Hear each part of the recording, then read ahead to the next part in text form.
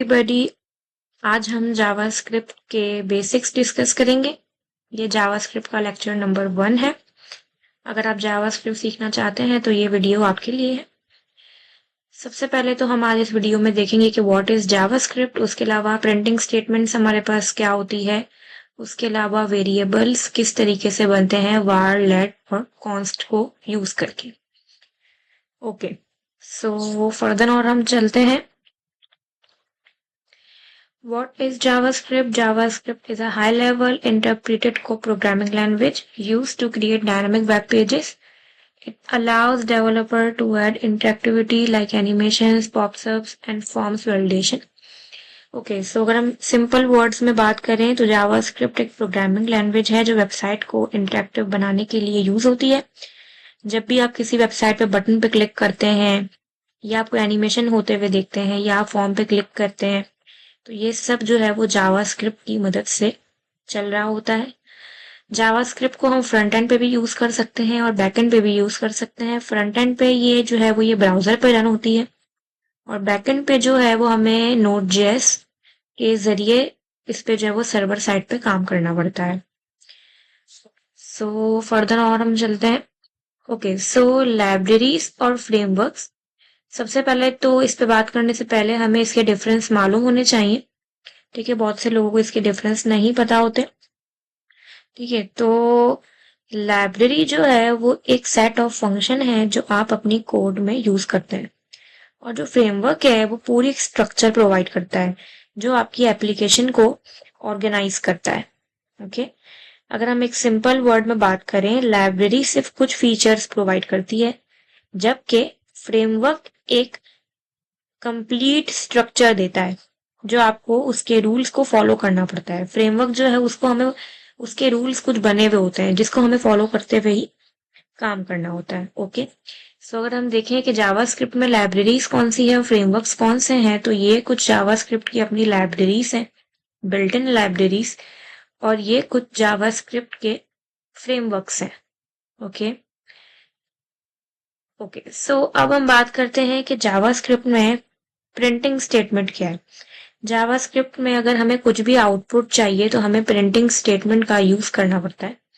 अब हमारे पास कुछ प्रिंटिंग स्टेटमेंट्स यहाँ पे मौजूद हैं, like console.log, console.warn, error, table, alert, document.write etcetera. So हम लोग क्या करते हैं कि हम लोग जो है वो किसकी बेसिक सी जो है वो एक लाइक प्रैक्टिकल एग्जाम्पल परफॉर्म करके देखते हैं, तो उससे क्या है कि आपको क्लियर हो जाएगा कि प्रिंटिंग स्टेटमेंट वर्क कैसे करती है। ओके, सो हम आगे चलते हैं, यहाँ पे आते हैं।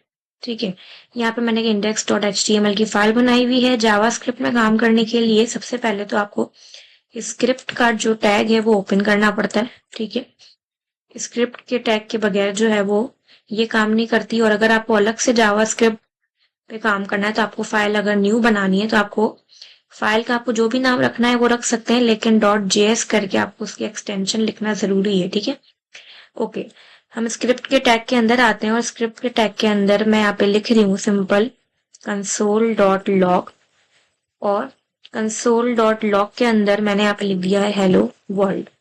ओके, यहाँ मेरी फाइल रनिंग स्टेज पे है, मैं इसको यहाँ पे रिफ्रेश करती हूँ और हम लोग यहाँ पे कंसोल पे आते हैं। तो जैसे आप चेक करें यहाँ पे हमारे पास आ रहा है हेलो वर्ल्ड। ठीक है, जो प्रिंट होके आ रहा है। जावास्क्रिप्ट में अगर हमें कुछ भी प्रिंट करवाना है तो हमारे पास मल्टीपल प्रिंटिंग स्टेटमेंट्स है जो मैंने आपको यहाँ बताई है। ठीक है, अभी हमने ऐसे console.log देखी, बाकी भी है जिसको हम एक बेसिक सी प्रैक्टिकल एग्जांपल करके देख लेते हैं। ठीक है, यहाँ पे आने के बाद हम यहाँ पे एक और जो है वो ले लेते हैं, console.log ही करके देखते हैं। तो मैंने यहाँ पे जो है वो किया 10+5। ओके, पेज को रिफ्रेश करते हैं तो हमारे पास जो है वो यहाँ पे एग्जीक्यूट हो रहा है। ठीक है, उसके अलावा अगर हम यहाँ पे आए तो हम यहाँ पे लिख के देखते हैं console.warn। ठीक है, और इसके अंदर मैंने यहाँ पे लिख दिया दिस इज वार्निंग, या कोई भी स्टेटमेंट लिख सकते हैं। तो अभी देखिए कि ऐसा ये वार्निंग की तरह हमें दिखेगा येलो बैकग्राउंड के साथ। ठीक है, उसके अलावा जो है वो हमारे पास नेक्स्ट क्या है, नेक्स्ट हमारे पास है error, console.error, this is error, या आपको जो भी लिखना हो। ठीक है, यहाँ पे हम चेक करें तो हमारे पास इस तरीके से एक एरर की फॉर्मेट में हमें दिख रहा है कंसोल पे, ठीक है। ये हमारे पास कंसोल है, ब्राउजर का अपना कंसोल है, ठीक है। ओके, सो ये हो गया। उसके अलावा हमारे पास एक टेबल करके भी है, अगर आप यहाँ पे देखें तो कंसोल डॉट टेबल। अगर आपको टेबल फॉर्मेट में दिखाना है अपना एरर, तो आप मतलब कोई मैसेज तो आप दिखा सकते हैं, ठीक है। उसके लिए हम क्या करते हैं, मैं एक बेसिक सा एक वेरिएबल ले रही हूँ, ठीक है, आपको सिर्फ दिखाने के लिए कि ये वर्क कैसे करता है, ठीक है। उसके अंदर मैं यहाँ पे एक एरे बना रही हूँ और मैंने अपनी वैल्यू दे दी, कोई भी हम वैल्यू दे सकते हैं, ठीक है। और मैंने यहाँ पे लाइक दे दिया 25 और एक्सेट्रा। ओके, यहाँ पे आने के बाद हम इसको एंड करते हैं और मैंने यहाँ पे लिया कंसोल डॉट टेबल, और इस कंसोल डॉट टेबल के अंदर ये जो यूजर है वेरिएबल, इसको मैं यहाँ पास कर देती हूँ। ओके, तो कुछ इस तरीके से हमारे पास यहाँ पे आंसर आ रहा है, ठीक है। उसके अलावा हमारे पास प्रिंटिंग स्टेटमेंट में एक अलर्ट भी है। अलर्ट जो है वो हमारे पास एज अ मैसेज आएगा, दिस इज अलर्ट मैसेज, ठीक है। पेज को मैं रिफ्रेश करती हूँ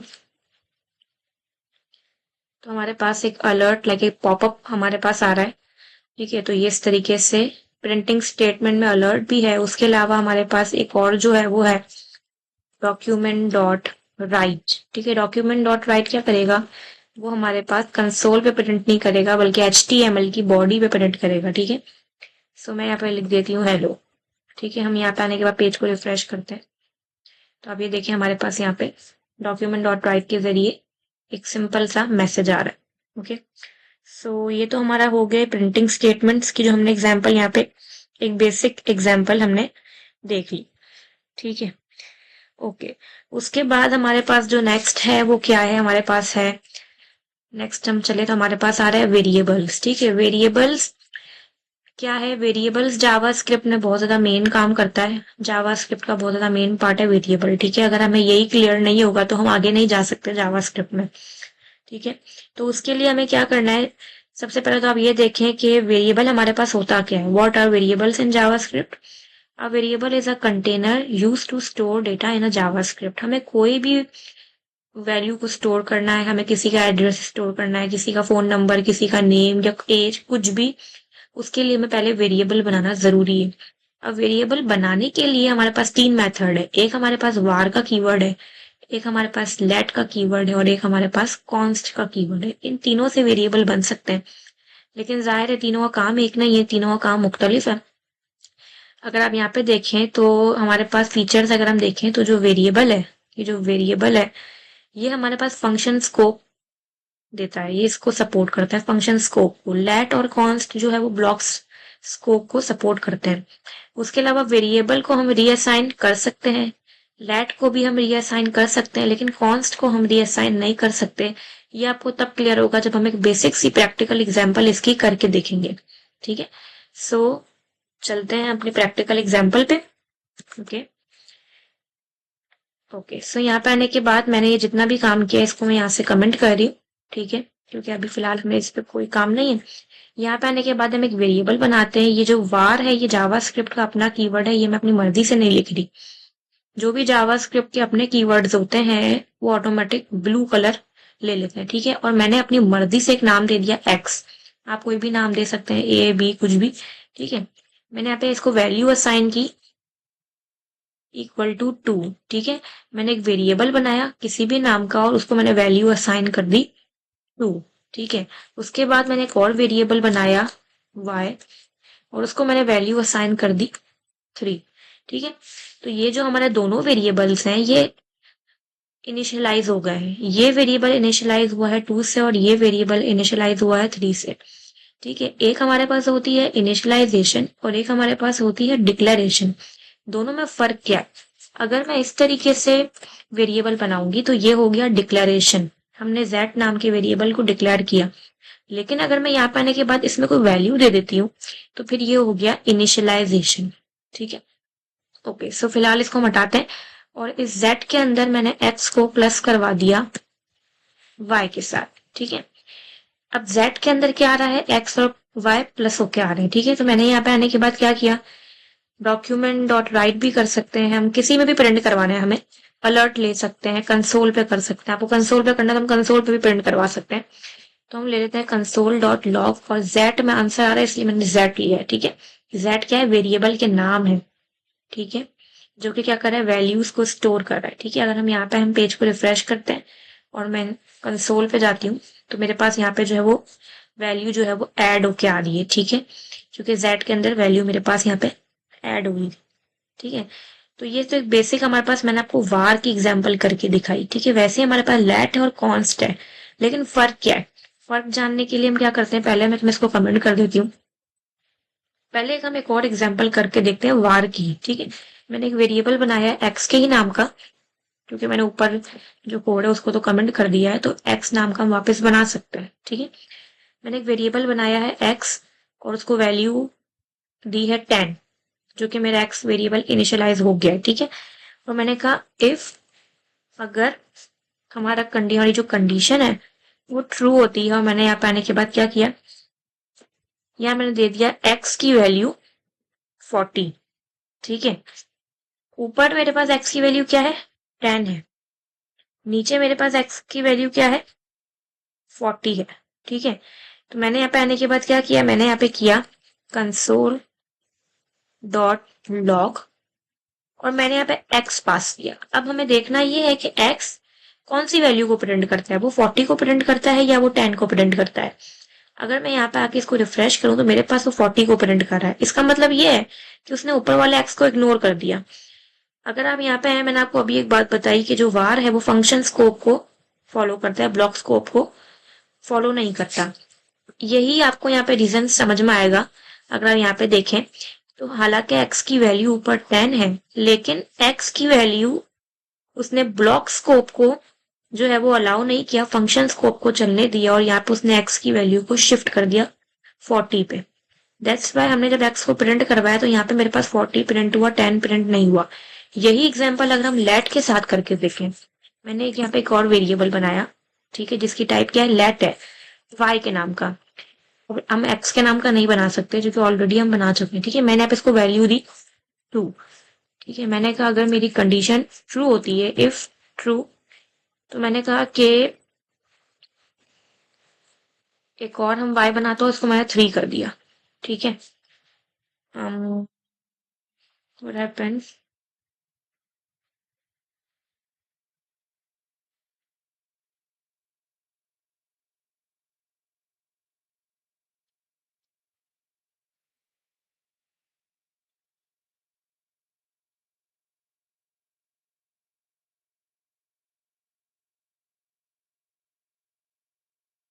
सॉरी,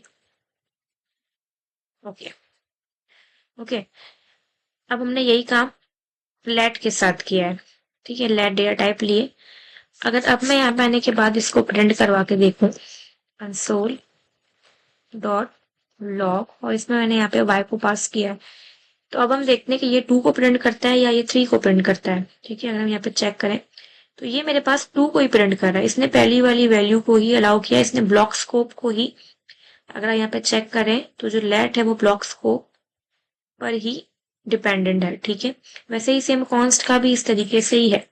ठीक है, तो अगर हम यहाँ पे चेक करें, ठीक है, तो इसने क्या किया, मेरे पास मेरी पहली वैल्यू को इसने असाइन की, ब्लॉक स्कोप की वजह से इसने इस फंक्शन में भले ही हमने यहाँ पे जो है वो y की वैल्यू को चेंज कर दिया, लेकिन इसने जो है वो ब्लॉक स्कोप पे ही क्योंकि रहता है, तो इस वजह से इसने y की वैल्यू 2 को ही पिक किया। ठीक है, अभी कॉन्स्ट क्या चीज है, कॉन्स्ट पर अगर मैं आऊं तो मैंने यहाँ पे कॉन्स्ट लिया है, किसी भी नाम का हम वेरिएबल ले लेते हैं। ठीक है, आप p ले लो या कोई भी नाम से ले सकते हैं, और इसमें मैंने एक वैल्यू दे दी इस तरीके से। ठीक है, अब कॉन्स्ट का क्या है, अगर मैंने p को एक बार वैल्यू असाइन कर दी 3.14, ठीक है, अब मैं नीचे आके p को कर देती हूँ 20।